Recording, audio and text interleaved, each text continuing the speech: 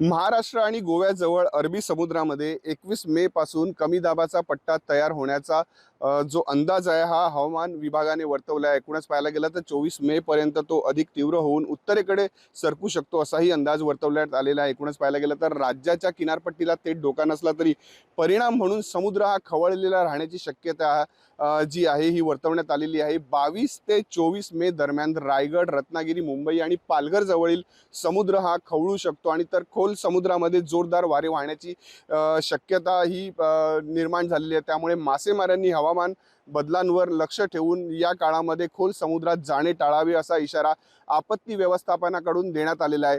तर 21 ते 24 मे दरम्यान मच्छीमारांनी जी सावधगिरी बाळगायची आहे, त्या सावधगिरीचे पालन करायचे आहे। ज्या हवामान खात्याकडून सूचना दिल्या त्यांचं पालन करावं असंही हवामान खात्याकडून दिलेलं आहे। एकूणच पाहायला गेलं तर हवामान खात्याकडून ज्या अपडेट्स नियमितपणे तपासल्या जाव्या असं सुद्धा मच्छीमारांना सांगितलं गेलेलं आहे। स्थानिक प्रशासन व मच्छीमार सहकारी संस्थांकडून मिळालेल्या सूचनांचं जे पालन आहे ते सुद्धा मच्छीमारांनी करावं।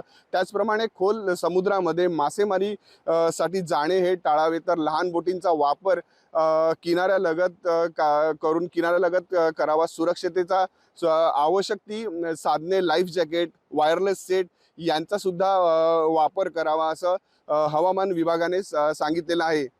प्रवीण बाबरे, लोकशाही मराठी, पालघर। लोकशाही मराठी ऐका, पहा, जागरूक रहा।